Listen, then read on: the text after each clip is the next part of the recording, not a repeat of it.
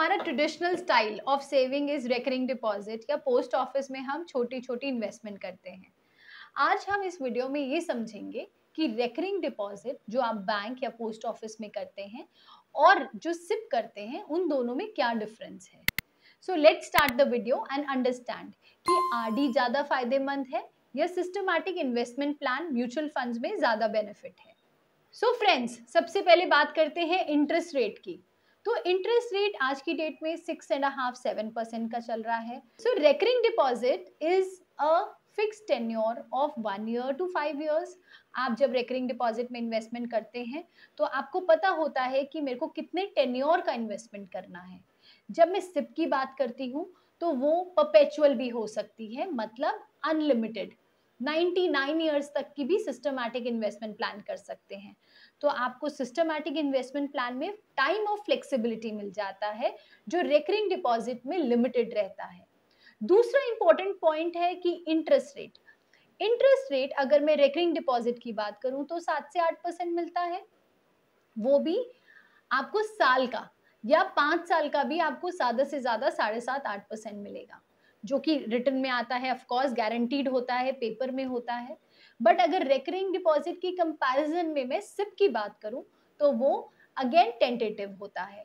It is not guaranteed because आपका पैसा market में लग रहा है, म्यूचुअल फंड के थ्रू लग रहा है, और आप हर महीने जो थोड़ा थोड़ा पैसा दे रहे हैं उस पे भी कंपाउंडिंग फैक्टर आता है।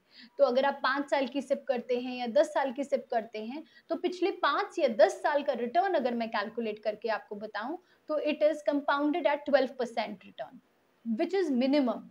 सो इट इज ऑलवेज बेनिफिशियल। अगर आप लॉन्ग टर्म इन्वेस्टमेंट देख रहे हैं तो रेकरिंग डिपॉजिट से बेटर है कि हम सिप में डालें। तीसरा डिफरेंस इज कि प्री मेच्योर विड्रॉल पे आपको क्या फायदा होता है या क्या नुकसान होता है। रेकरिंग डिपॉजिट अगर आप पहले तोड़ते हैं, आपने टेन्योर लिया फॉर एग्जांपल 3 साल का, और आप 2 साल में तोड़ते हैं तो 2 साल का फिक्स इंटरेस्ट मिलेगा, प्लस आपको उस पर पेनल्टी भी लगेगी।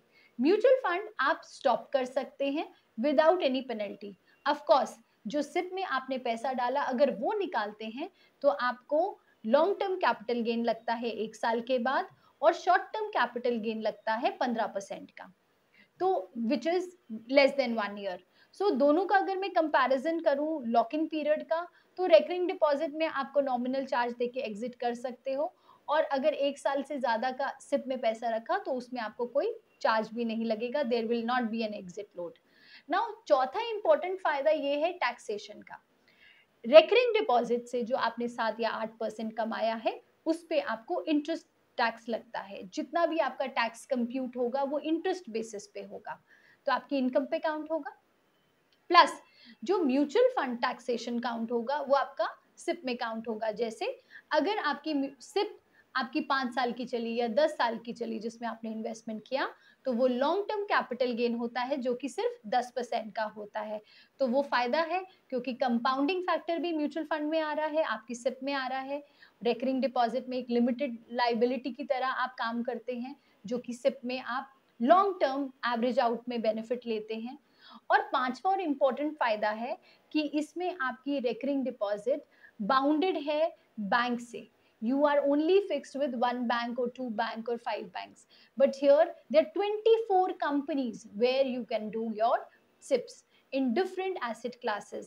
आप equity में ले सकते हैं, आप debt में ले सकते हैं, आप अपने risk appetite के साथ SIP कर सकते हैं। जबकि आप जब आरडी खोलने जाते हैं तो बैंक के नॉर्म्स के साथ आपको fix tenure without any risk, obviously कोई रिस्क नहीं है उसमें, बट यहाँ पर आप अपने एपेटाइट के साथ रिस्क मैनेज करके अपनी इन्वेस्टमेंट कर सकते हैं। सो ये बेसिक डिफरेंस है।